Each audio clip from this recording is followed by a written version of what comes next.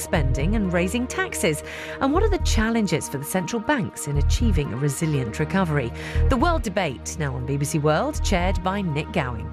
Welcome from me, Nick Gowing, to Washington. This is the US Federal Reserve, home to the US dollar. In central banks like this around the world, the global economy is under new intense scrutiny. World economic activity is slowing again. The impact of dramatic measures over the past 2 years seems to be wearing off in a worrying way. Most countries' economies are now technically out of recession, but recovery is uneven and it's fragile. And crucially, the growth seen so far has not been strong enough to deliver new jobs for the 200 million people globally who don't have one. What options do governments face now?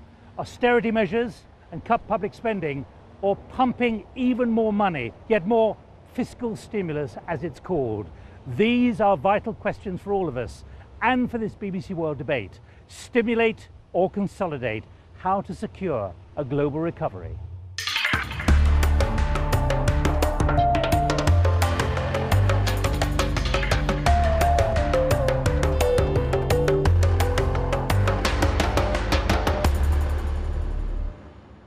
You join us here at the annual meeting of the International Monetary Fund and World Bank. The IMF is the global financial organization representing 187 countries. Its stated mission to maintain stability and prevent crises in the international monetary and economic system. It has never been more needed than now.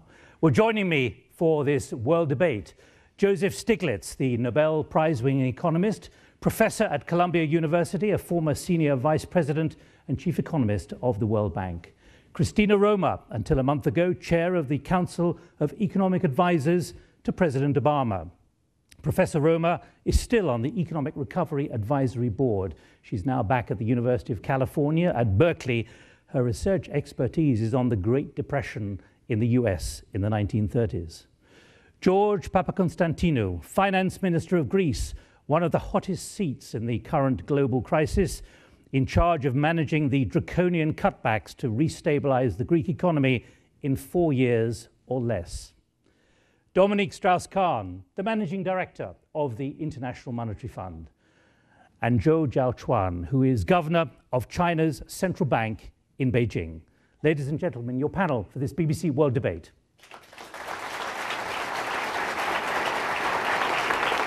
So, stimulate or consolidate, spend or cut.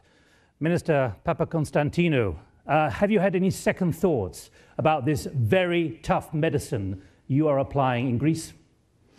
No second thoughts, because there was no other choice.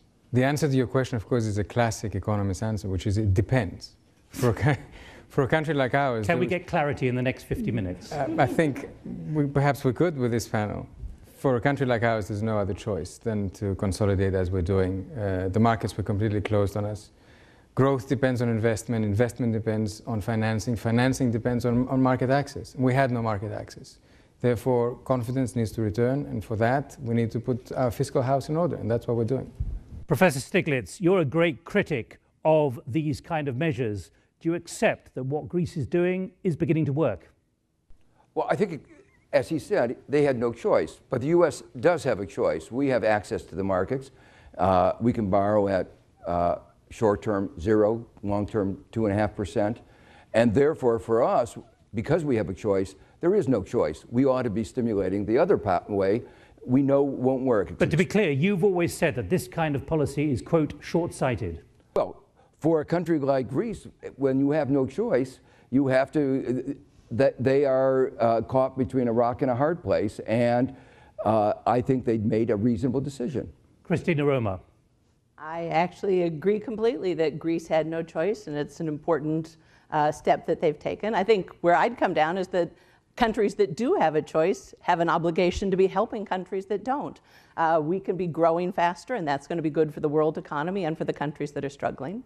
To answer the question about what should we do in the United States, I think I agree with Joe, we need to stimulate more, but we also need to consolidate. We need to have a long-term plan for getting our deficit under control. That'd make your stimulus work better now. Well, let's pick up on the detail of that in a moment. Dr. Zhou, the view from Beijing, spend or cut, stimulate or consolidate?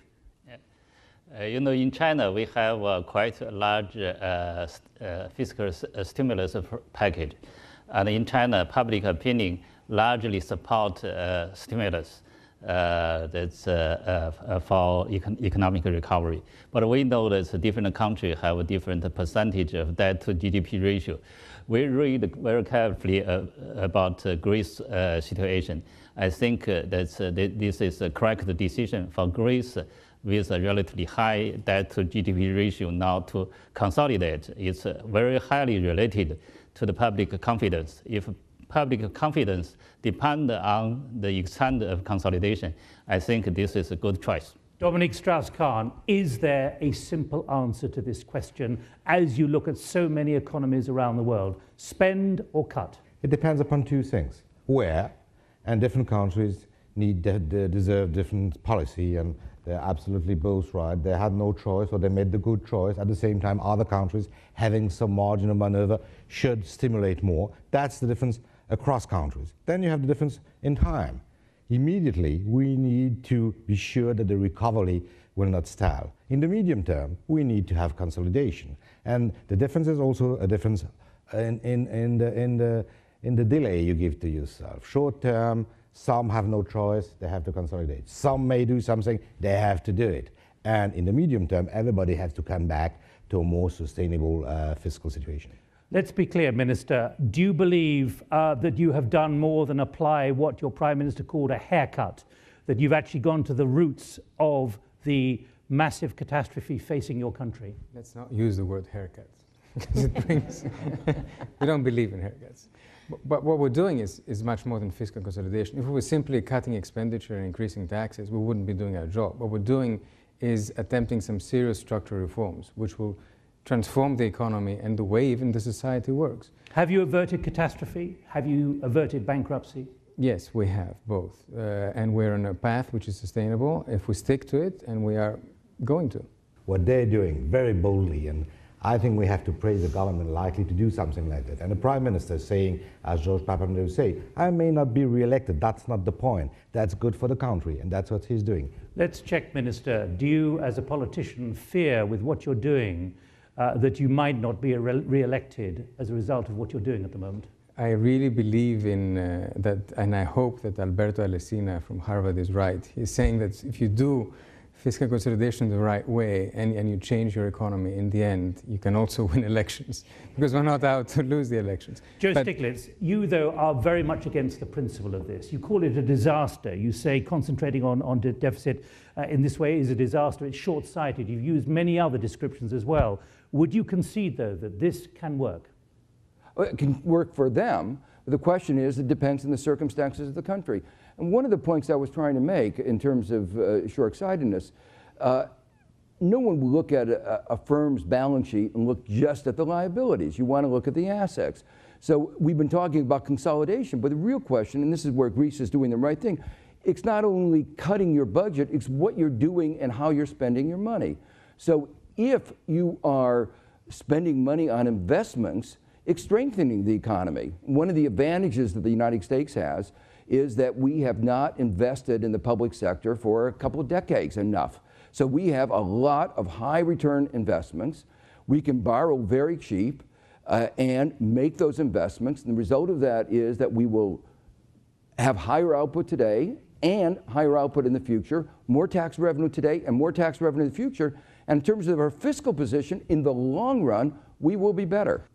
Dr. Zhou, your Prime Minister was in Greece a few days ago, praising Greece for austerity, but you're also praising the United States for what it's doing with stimulus.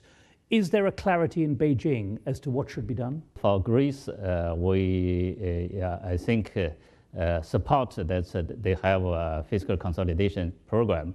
For United States, we are not very sure, because by reading this, the debt to GDP ratio is also relatively high, but it seems that you can still manage to have a medium-term consolidation program.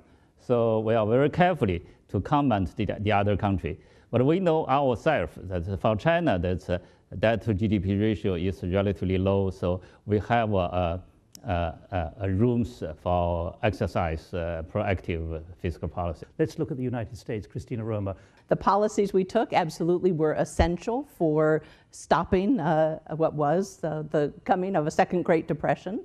But as we saw with today's unemployment numbers, it's still at 9.6%. We still are in the middle of the crisis, and absolutely the economy needs more help, both monetary and fiscal, to try to get this unemployment rate down. But for those who don't have to carry policy responsibilities as all of you do, what about what you said when you went into the White House? You predicted that by Q4 this time, this year, you'd probably have 7% unemployment. And literally just before we started this debate, the confirmation came out of 9.6%. What has gone wrong? Why has it not worked? I think, first of all, it has worked. I think the key thing is the economy was in a much bigger free fall than certainly I think any of us understood, than private sector forecasters understood. So that really all that's happened is a deterioration in the baseline. The trajectory we were headed on turned out to be far worse. I think one of the things I remember very vividly early in our discussions, the question back in the fall of 2008, was this crisis going to be mainly a United States phenomenon, and would the rest of the world help to hold us up, or would we bring the rest of the world down with it? And I think the crucial thing that changed and that we learned, everybody was going down with us. But absolutely, the idea that policy didn't work, I think, is dangerous. It's wrong. The policies have done what we said they would do. The fiscal stimulus is on track to create as many jobs as we said it needed to do. It just turned out the hole was bigger. Dominic Strauss-Kahn, what's your view of what's happened here in the States? I think it's absolutely right. How many people in this room 2 years ago were expecting something as big as a Great Depression? A lot, and we didn't have it. So now it's forgotten, and on the political side, it's very difficult to explain voters, taxpayer, you know, the situation is not good, but it would have been much worse. It's very difficult to explain. But that's the reality. It works here in the United States. The stimulus works all around the world. Now, still, we have a lot of unemployment, and that's the reason why we believe that the crisis is not over. Until unemployment will decrease significantly, we're still in the crisis. We're not out of the woods. Growth is fine. But growth for what? Growth for jobs. And the problem is jobs. The problem is not only to get the growth, we need also to change the nature of growth, that the same level of growth will produce and will provide more jobs. So that's all around the world. The growth is not fast enough to create the number of jobs for the new entrants in the labor force, let alone to provide employment to the 15 million Americans who don't have jobs, and to give full-time employment to those who are working part-time. So it isn't that this is a jobless recovery, it's just not a strong enough recovery. But now that we see that, the question is, do we face up to that reality and do what we clearly need to do, which is to have another second round of stimulus? There are many people way beyond this hall, right around the world, who'll be saying, you're the experts, many of the experts are here as well, you should know what's happening. Minister. Well, I think at the moment everybody is spooked about how the financial markets look at things. And they're spooked about the fact that financial markets worry about increasing government debts and deficits. But that's a medium-term worry, and it's a correct worry. That should not deflect us from the fact that had we not done what we did 2 years ago, the kind of stimulus in the US and the stimulus in the EU, we would all be in a terrible mess at the moment. We would have a deep recession, jobs would be lost on a daily basis, investment would have been completely destroyed. So this, the economy is not something that you can read constantly and have an absolute vision. You adapt as you go along. It was the right decision 2 years ago, and it's also right at the moment to also worry about the medium-term problem with where government debts and deficits are going. If I may comment on the issue of previously discussed, that I think that whether the government should spend more or should cut more is also related to the confidence of public opinion. For dealing with the crisis, the confidence is a critically important issue, but sometimes it's very difficult to exactly know that whether confidence is going up or going down by giving a certain kind of policy making. So on the one hand, we need to have a very good policy communication with the public opinion and to tell them what do you think the simulation result of giving policy making. On the other hand, that's if public opinion shows the different response to what you think when you make the policy, then you should be very carefully. That's if public confidence decline, it's maybe that's for you to reconsider. All policy is always done under uncertainty, and this notion that there's perfect certainty is absurd. And part of But the public expect you to know. Yeah, I know. You're an economist. You're meant to know. You've won a Nobel Prize. Well, but This he didn't expect. That was uncertainty, was it? But that's what the public will expect. Well, I think. Oh, go ahead. That's exactly. I think what Joe is saying is so incredibly important. As a policymaker, you make your best estimate of where you think the economy is going. In a crisis like this one, that is so different from our usual historical, developments, it was very hard to know. And I think the real thing you ask of policymakers is flexibility, because when the evidence comes in and it turns out that what you were thinking was not right, do you have the humility to say, we need to change? Are you wiser now? Of course. That one has to always learn, and I think that is the really important thing. I'd like to add a point to this.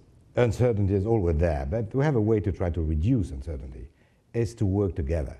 And what has happened during this crisis is the huge and unprecedented cooperation among countries. So the problem now is that in the wake of the crisis, there's a risk that the momentum, which was so strong during the crisis, to work together, put in place the stimulus together, which was probably one of the reason for the good result, that this momentum may vanish. So my plea is for going on cooperation. We need, that's a multilateral point of view for an institution like mine, but I really believe it personally, no problem. There's no way in a globalized economy to find domestic solution. Before you came into this BBC debate, you were actually telling all the delegates at this joint meeting with the World Bank that really this level of cooperation which has been unprecedented, is really beginning to disintegrate now. I'm not saying that the momentum has totally vanished. But cooperation particularly. Yeah, I think it's a risk, and we have to push to make the leader understand that they shouldn't go back to the domestic problem. They shouldn't forget about what has been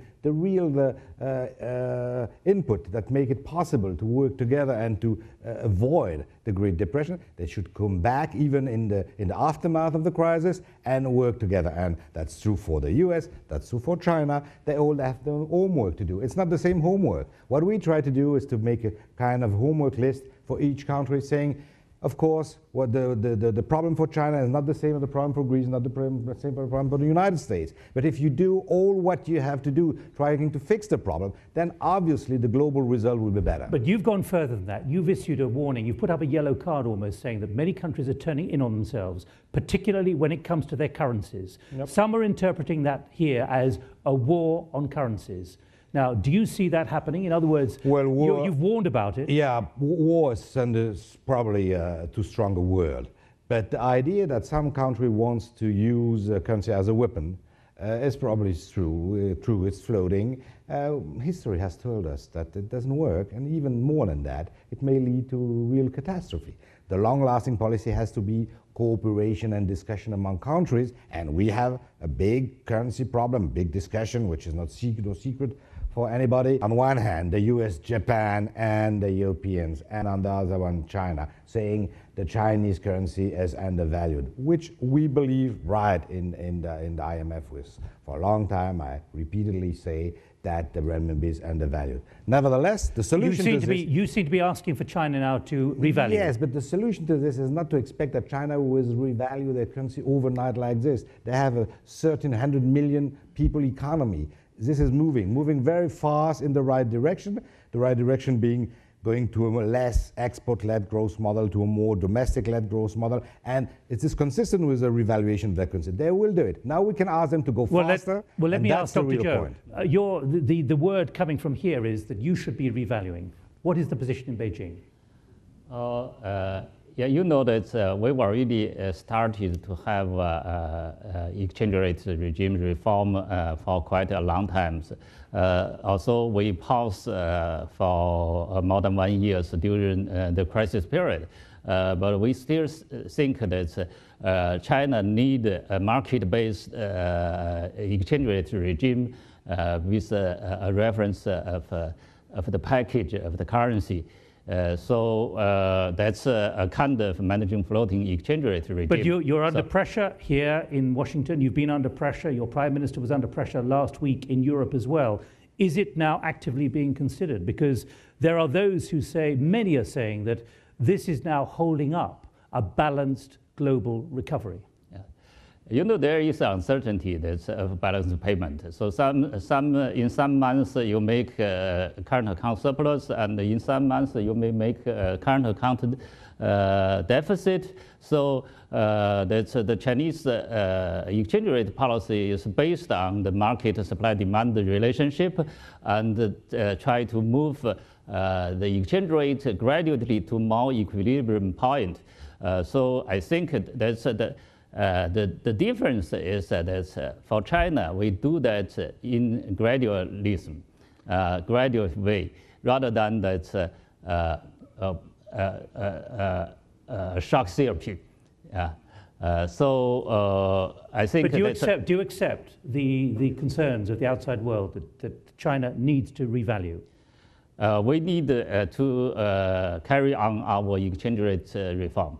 But reform means changing the value? Christine Roma. I think we want to, I mean, I think what Dominique was talking about in terms of international cooperation is an incredibly important issue. It's so much more than the exchange rate. So I think in terms of policies about austerity versus stimulate, right? If you've got countries like Greece, like Ireland, that are going to have to be doing some very difficult things, other countries can be providing a very useful service to be creating more domestic demand. And again, when we come to China, right, the currency is one issue, but certainly programs to stimulate domestic demand, a social safety net, their own fiscal stimulus is all something that can also help to create a market for products in the rest of the world and help that rebalancing. So there's a range of cooperation that can happen. Is there a message you've got from for Beijing here on this platform about what they should be doing?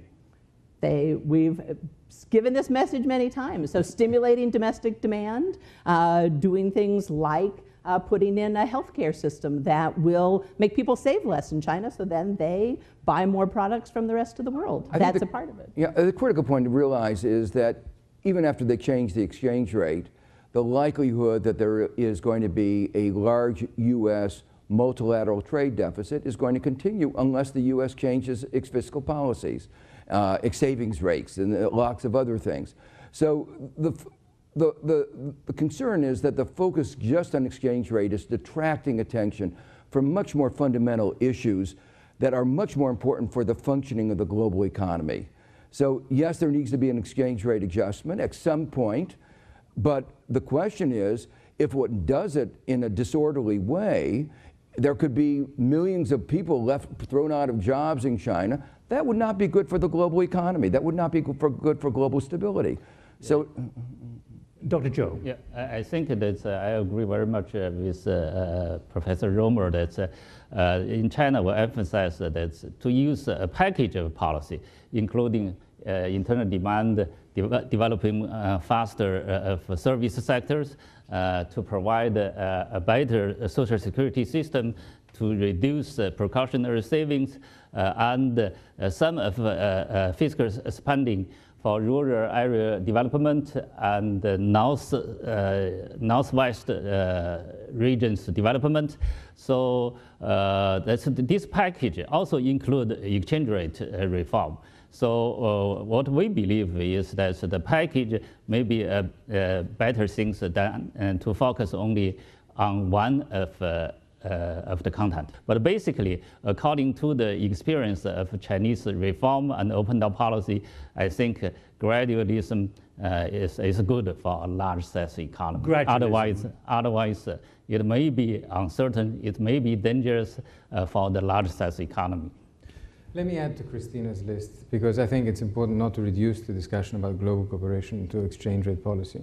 We have a financial reform discussion underway in the world. That is exactly the only kind of discussion that can happen through global cooperation and multilateral organizations. If you talk about a possible transaction tax or bank levies, when we're asking our citizens to do sacrifices, Shouldn't we be discussing tax havens, for example, in a more serious way? That's only through multilateral institutions and global cooperation agreements that can we discuss these things. So the agenda is huge. And often, even though things like exchange rates comes to the forefront, we are really not doing justice to this discussion if we're reducing it just to that issue. Joe Stiglitz, what about this, the fact that there's a much broader agenda out there now, which is being set here at this meeting? Do you believe that something is changing in terms of understanding what is happening and where it's going?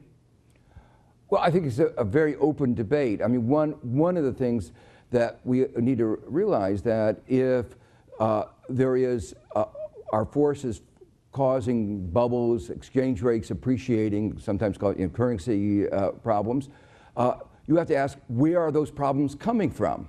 There are two sides. And I think we know where the problems are coming from. And the question is, there are, to use the economist vocabulary, externalities, effects of one country on others. So we ought to be focusing not just on how the developing countries like emerging markets like Brazil and their responses to the surge of capital, but asking what's causing the surge of capital? It's coming from outside. And that's, again, a role for the IMF because it's a global discussion. There is a need of assessing in a better way the spillover of big economies, US, China, the Eurozone, Japan, and we're in the process of doing this. And I think that's very important to better understand the two sides, as Joe said. It's easy to look what happens in Brazil, we're quoting Brazil or other countries, when they're under the threat of huge capital inflows. But why are this money coming to Brazil? The answer is rather easy, because high rate of return, high growth, compared to low rate of return and low growth in advanced economy. But also where does this money come from? And then you're directly to the source of the monetary policy. So all this is now totally, the linkages are so strong that there's no way to try to analyze one economy without looking what's happening in the others. And exactly what George was saying. To come back to our discussion of uncertainty and what we don't know, because I think one of the main ways that we make progress is to learn more. And here I want to raise an issue. We've talked a lot about austerity and should we be consolidating versus stimulating. And I want to just highlight some excellent research being done here at the IMF and their World Economic Outlook. There was a real question of if a country tightens, does that magically so improve confidence that there are no negative output effects from raising taxes or lowering spending?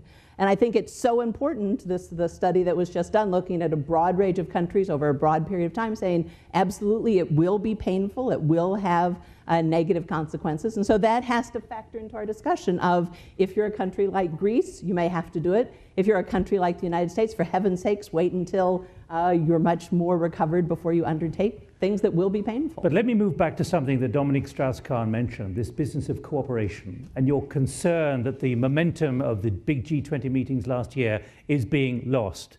One of the issues in the public minds is banks still, particularly hedge funds. And you've said not enough is being done, or there's a loss of will and nerve, particularly you, Joe Stiglitz. Now, is this now losing public confidence? Clearly. I mean, I think it was good that we passed the Dodd-Frank bill in the United States and that there's been some actions in Europe. But I think there's a clear understanding that what was done was not enough, and that in the United States, that I described the bill as a little bit like Swiss cheese, lots of good principles, tastes good, but you realize it's full of holes. And as it's delegated to the regulators, some of whom were the same people who were the regulators before, the likelihood of getting regulations that are good rather than being captured by the banks is very low. So there isn't a lot of public confidence. Minister Papa-Konstantinou, what have you discovered in Greece about the credibility of banks, given the mess they got your country into? Have they learned? Have you managed to impose regulation in a way which so many of the public expect now? Actually, we're an exception to the rule. In our case, the banking system was the victim, even though it sounds weird to say that, of the problems of the sovereign, unlike in other countries such as Ireland. The broader issue, however, does remain. I think we've lost our nerve a little bit on this issue. The politicians? I think collectively, yes. The governments? Collectively, yeah. We've started a very interesting discussion on financial sector reform. It hasn't gone very far. It has not moved as far and as strongly as it should have moved. Yeah, I think it's Let me disagree here. I think that certainly the Dodd-Frank bill has things that have to be filled in, but I think in terms of a framework, it is a very important step forward. I think the other thing, come back to the international cooperation, right? What we as the economies of the world have decided is capital requirements is the main way that we're going to ensure the stability of our financial system. And there's, I think, a very strong process going on now about how, with worldwide cooperation, we're going to raise those capital requirements significantly. I think that's incredibly important. Were you in a White House which lost its nerve over banking reform? Absolutely not. I was in the White House and we didn't lose our nerve. Yeah, I think we did. But here we have Dominic Strauss-Kahn saying that there's less cooperation and there's less movement. Let me explain. Part of the problem is that everybody's right here. What has been done in the US is a big step forward and has been well done. But you can't have something done in the US, something done in the European Union, something done in Japan differently and maybe inconsistently.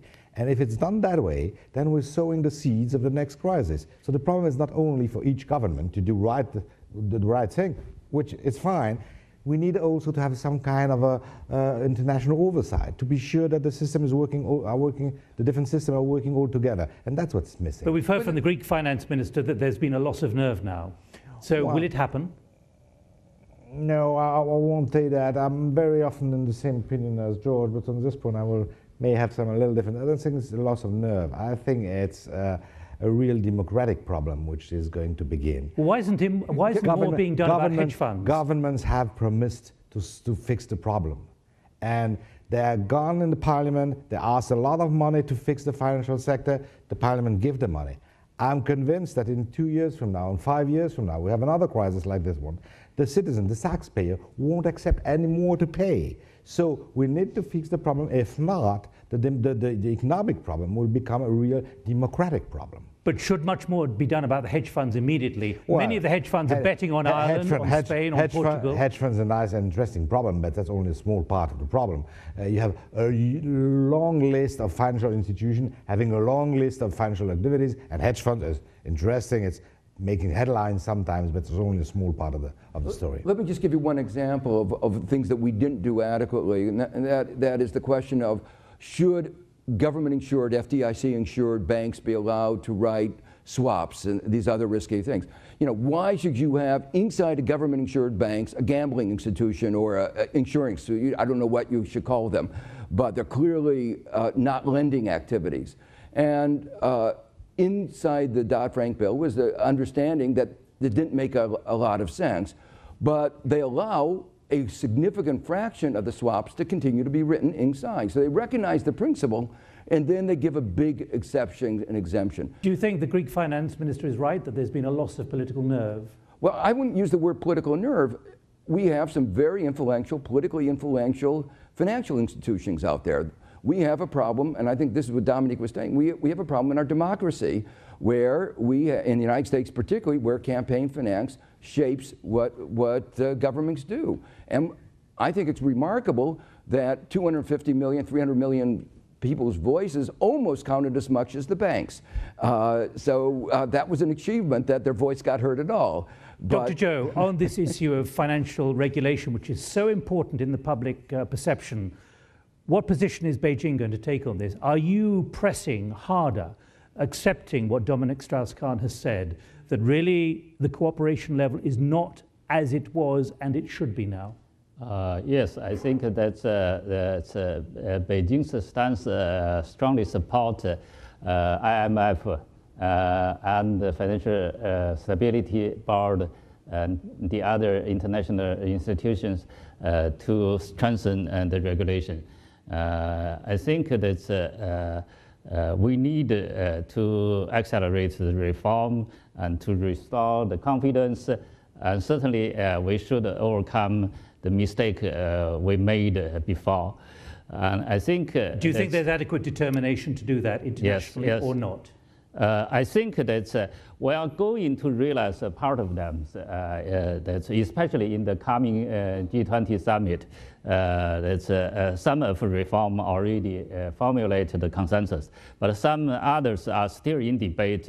But basically, I think China supports to have the higher standard of financial industry and a higher standard of financial stability. A very important step forward has been made in the last weeks when it has been decided that the financial surveillance that the fund exert on the banking system will be mandatory for all G20 countries. And that's a very important step forward. We're doing this with China this time, and the report will be released in December, but it was not mandatory for everybody. It was voluntary. Now it becomes mandatory, and I think that's a very important step. Let's talk finally about some seismic changes which are underway now, particularly what you've talked about here at this meeting, about the power now of the emerging markets. You, in Greece, you had the Prime Minister of China visiting on the first part of his visit to Europe. What calculation have you now made in Athens about the way the global economy is changing? I think we can all see that there are, as you said, that the tectonic plates are moving. Clearly, the emerging economies are asserting their position on the world stage, and so they should.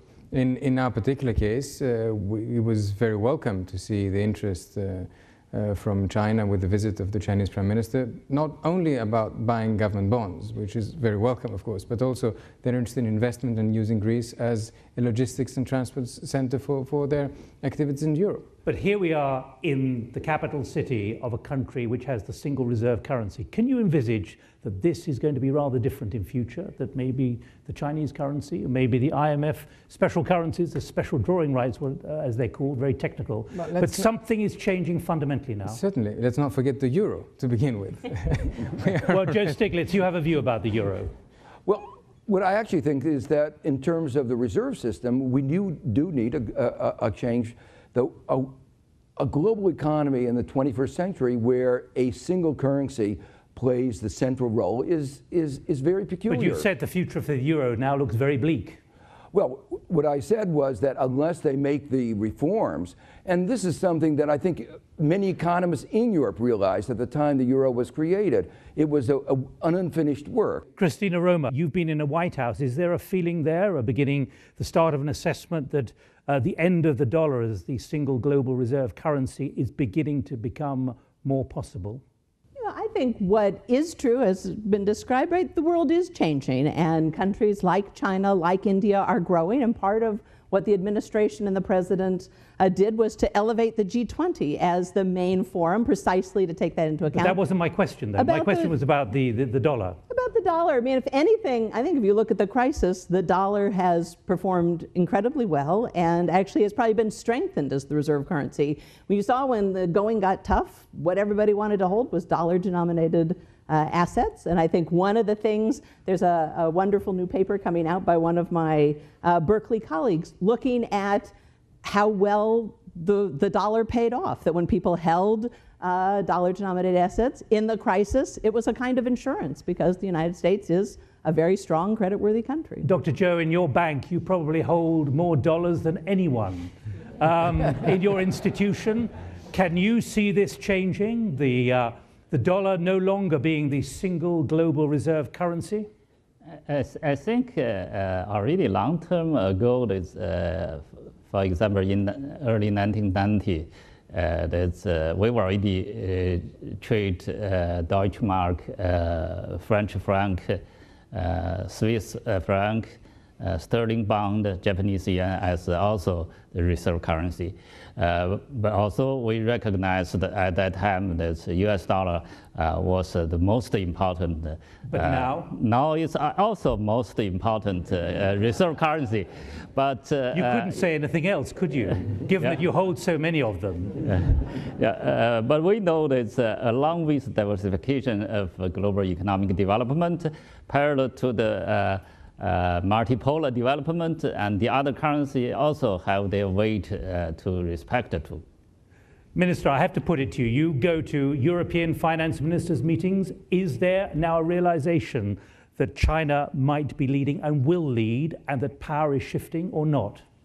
There is a realization of a world that is changing in which Europe continues to have a very important role. And of course, the role of China. But is it being eclipsed by China and the other emerging markets in the way that we've heard here at this meeting? I don't think that we should discuss these things in terms of somebody eclipsing somebody else. This is a win-win game. Where global growth and development is not some country at the expense of another one. It is a game in which everybody gains if we cooperate and play by the rules that we all collectively agree on.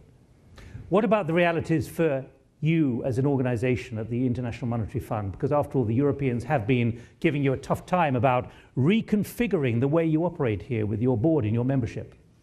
I'm not sure the Europeans give me a tough time, maybe others.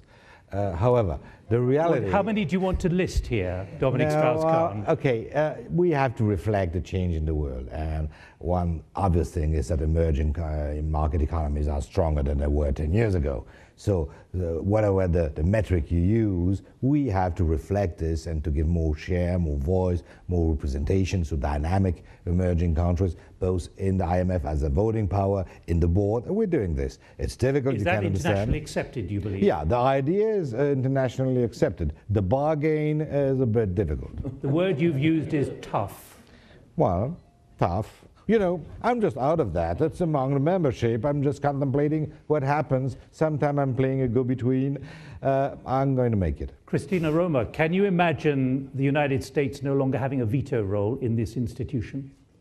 Oh, I think this thinking about, you know, vetoes and leadership, I think that's a little bit silly in the sense of exactly what was just said, the idea that, you know, we are all in this together, we all rise and fall together, and it's the cooperation that matters and making the institution so that it works better. I think that's the way we ought to be going. Seeing it. But Dominic Strauss-Kahn, given the way cooperation, I said it, I repeat it, is needed, but cooperation is a fight. It's not given. To have cooperation, you have to fight for everybody cooperating. It's not going to happen alone. And that's why a multilateral institution like the IMF are so useful, because that's the place where cooperation takes place. But to have it, you have to push and push and push again. You come from Europe, and traditionally your job has been taken by a European. Can you imagine that your successor, or one of them, might no longer be a European? Yes, but I just can't imagine I will have a successor.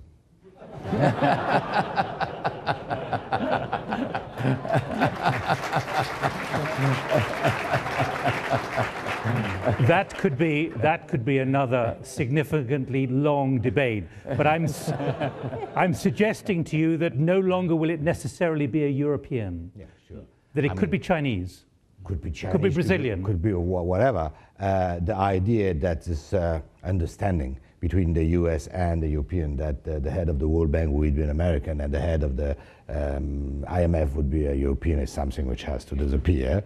And clearly it has to disappear symmetrically in both institutions. And there is no reason at all why the next president of the World Bank would not be coming from China, from Brazil, or whatever. That's not the point. I think it's important, but it's more symbolically. Symbols are important, but it's more symbolic than the rest. The rest is that we need to have people able to work together. To work together, they need to feel at home in the IMF, for instance. To feel at home, they need to be respected and have a voice which is broadly in line with the economic weight, which is not the case today. That's why we're making this reform.